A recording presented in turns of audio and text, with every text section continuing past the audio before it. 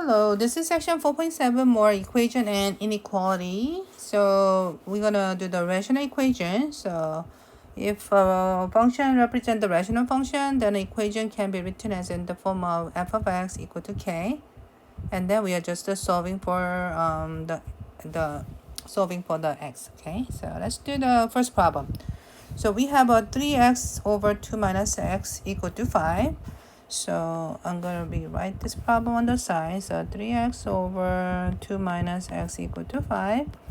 So you can just find the LCD to multiply, but make a fractions on other side. And then this makes a proportion. Then you can cross multiply.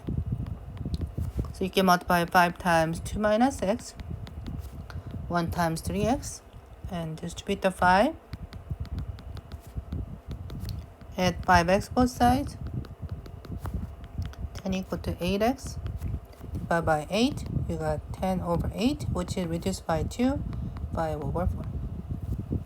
And also, there's a restriction. So on here, the denominator never can be the 0. So restriction is 2 minus x shouldn't be a 0.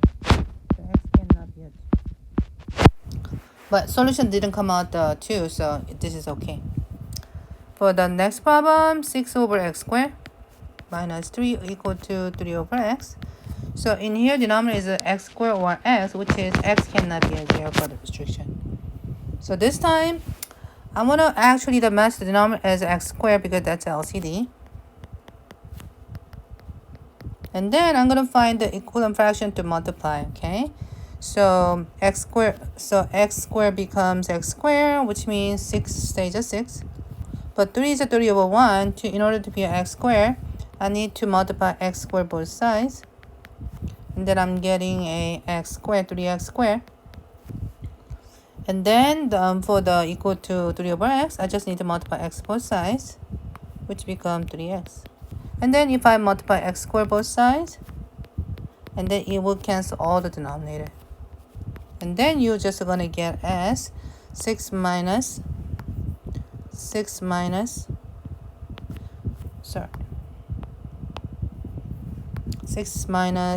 squared equal to 3x.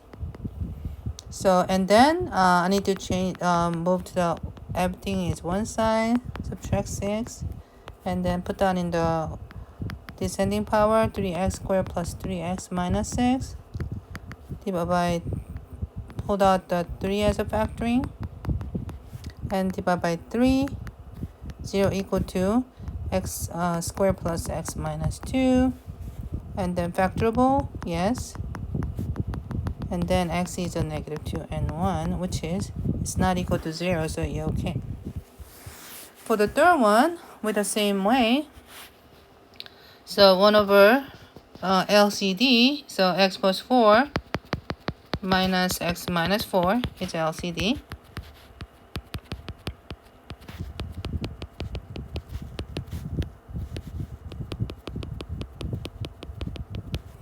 Okay, but this time, okay, this shouldn't be a 1. Okay, so I need to multiply, right? So in compared to the x plus 1 becomes x plus 4, x minus 4, I need to multiply 1 times x minus 4. From the x minus 4 becomes x plus 4 times x minus 4. I need to multiply 1 times x plus 4.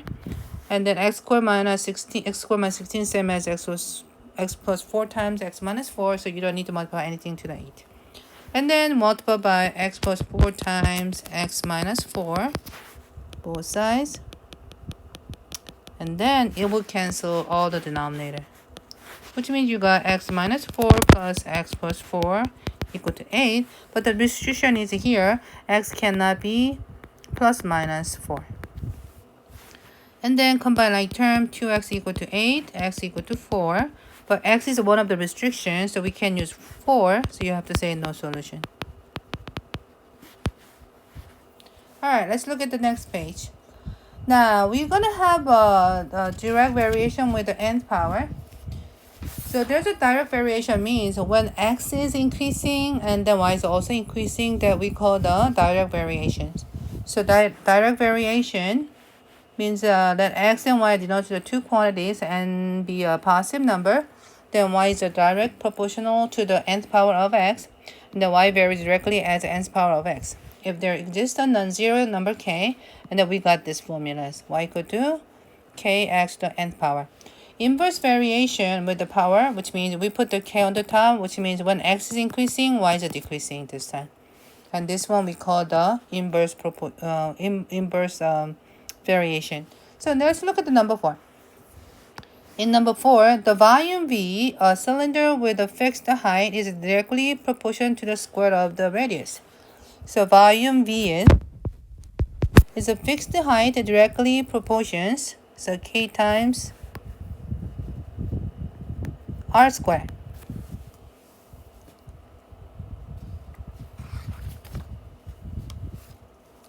So if the cylinder with the radius of the 10, and then the volume is a 200, so volume is a 200 cubic inches, k times r is a 10 square, and then we're solving for k, because that's the constant proportionality.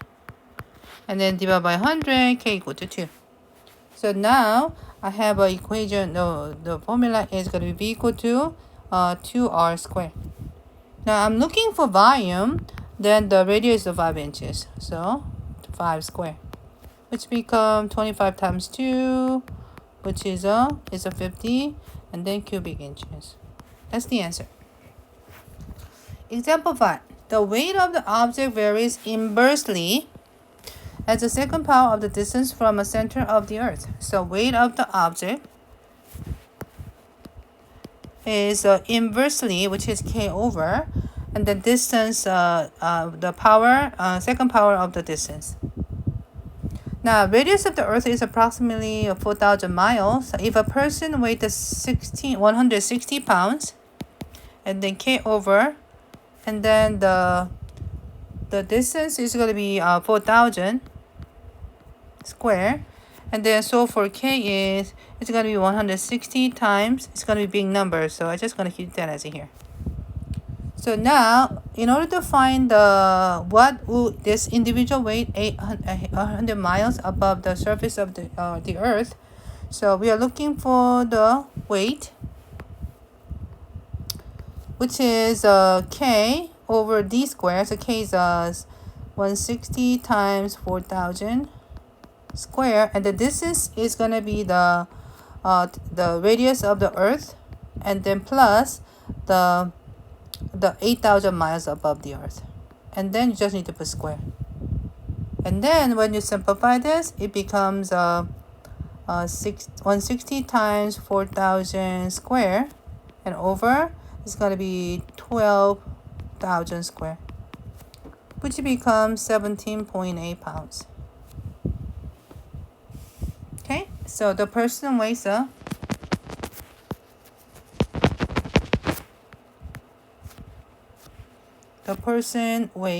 so we can just say person's weight is about 17.8 pounds. All right, polynomial inequality. So in a section 3.4 strategy for the solving quadratic inequality was presented. This strategy involved the first finding boundary number x value where the equality holds. Once the boundary numbers are known, and graph or table test value can be used to determine the interval where inequality holds. This strategy can be applied to other types of the inequality. Okay, so yeah, this is kind of shows it here. So when you have an equation, the x-intercept is a solution for the equation.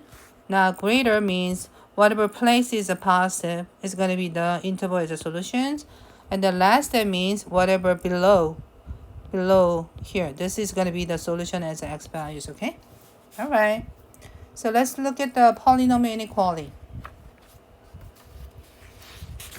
So I have a problem as steps solving the polynomial inequality. Number 1, if the necessary right inequality as p of x less than 0, where the p of x is polynomial and the inequality less may be replaced by the greater or less than or greater equal to. And then we just need to set up as an equation. And then solution is the boundary. So equal sign means included the boundary number. If not, not included. Use a boundary number to separate the number line into the disjoint interval. On each interval, p of x is either always positive or always negative. So step 4, to solve the inequality, either make a table or test the value for p of x, or use a graph of the y equal to p of x, and then, for example, the solution set for the p of x less than 0 corresponds to the interval where the test value results in negative output, or to intervals where the graph of the y equal to p of x is below the x-axis. Okay, so let's kind of solve this problem here. So first of all, in order to solve this, okay, I want to put the descending power as a power 3. So I want to subtract the 3x squared both sides to get that 0 is less than or equal to x cubed minus 3x squared plus 2x. And then if you want to reverse around, you get that this is actually the better form to use, which is it's going to be greater equal to 0. Okay, so we are looking for the graph of the polynomial above the 0. And then I want to set that as the equation. And then, which is factoring out, so x squared minus 3x plus 2, x minus 1 times x minus 2, which is actually the 0 and 1 and 2. So now on the number line, you got the 0, 1, and 2. Now, if you remember the polynomial equation, all right, so this is a leading term, right? And the degree of 3 with the coefficient 1. So this always gives us the end behavior, right? So end behavior means this is gonna be from the 2 on the right 0 is go up, from the 0 it goes down. And also every solution happens once, it means a cross. So from the 0 cross, 1 cross, and then here. Now I'm looking for the everything above the 0. So only is above the 0 is, in this case is this is above the 0 and this is above the 0. Now we're going to write the answer on the interval, which is this interval makes above the 0 and this interval makes above the 0. So from the 0 to 1, 0 is closed because the equal sign, there's an equal sign at the beginning, and also 2 to infinity. And then connect the two intervals together, you need to put the union. Alright, there is also the rational inequality. So to solve the rational inequality, you can use the same basic technique that we use to solve the polynomial inequality. So with the one important modification, boundary number also occur an x value where the denominator of any rational expression in inequality equals to 0. So solve the rational inequality. So step 1, if the necessary, write the inequality form of this. And then they put the equation, but I'm not actually following what it says here. So I like to put it this way. So first of all, yeah, you can set up the equations, okay? But I don't want to say equal to 0. But this is already 0, so you don't have to worry about that. So at the beginning, I want to say 3 minus 2x over 3x equal to 0. Because in here, we know that there's a restriction. So in here, x cannot be the 0. Because when you get a 0 not equal to 0, it's equal to the undefined. Okay, so x cannot be 0. And then we just got to solve for x. So multiply 3x both sides. And then it cancels out. And then solve for x equal to 3 over 2. So when you put on the number line, which is 0, which is not included, and then 3 over 2 is also not included because there's no equal sign in the inequality.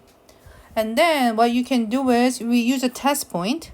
So test point, which is less than 0, I think I want to use -1. And then between the 0 to 3 over 2, I can use 1, and then I can use 2 here. So you can choose any point in the interval. And then if you plug it in -1, right? So you got, let's start with the x equal to -1 first, which is 3 minus times -1 over 3 times -1. Isn't it less than 0? Which is 5 over -3. So yes, it is. So this one works. Okay. And then what about 1? So now x equal to 1. Plug it in. X equal to 1 is 3 minus 2 times 1 over 3 times 1, which is 1 over 3, cannot be less than 0. So no, 1 doesn't work. Now x equal to 2. So 3 minus 2 times 2 over 3 times 2. Is that less than 0? 3 minus 4, yes. Negative 1 over 6 less than 0. Yes, it's a word. So it's a word. So in order to say as an interval notation, it's from the all the way from negative infinity up to the 0. Then from the 3 over 2 to infinity. Okay, so these are the solution set. Okay, for the next one, there's a two numbers you can use at all. So denominator, which is x plus 2, cannot be the 0, and then x cannot be the 0. So 0 we can use, also x cannot be negative 2. So these two numbers we cannot use. And then set up as equation. And then solve for x. So 2 times of x plus 2 equal to 1 times x. 2x plus 4 equal to x. Subtract 2x both sides. I got 4 equal to negative x. So x equal to negative 4. So on the number line, you just put it in the order as a negative 4, negative 2, and 0. And then test point, I can use a negative 5 from the less than negative 4. Negative 3 sounds good. And then negative 1 sounds good, and the 1 sounds good. And then if you plug it in x equal to negative 5 into the check, so 1 over negative 5 plus 2, is it greater equal to 2 over negative 5? So 1 over negative 3, isn't it greater equal to negative 2/5? So yeah, this is a negative 6 and negative 5.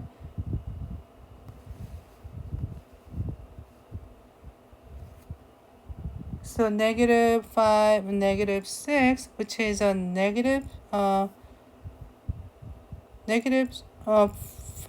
is greater than negative 6. So it works. And then negative 3 doesn't work. And negative 1 work. And then 1 doesn't work. So this is a work with the not including the negative 4. And then 2 and 0 can be included because it makes undefined. So from the negative infinity to the negative 4 and negative 2 to 0, and the union that you need to put it. All right. So that's for the 4.7. Thank you.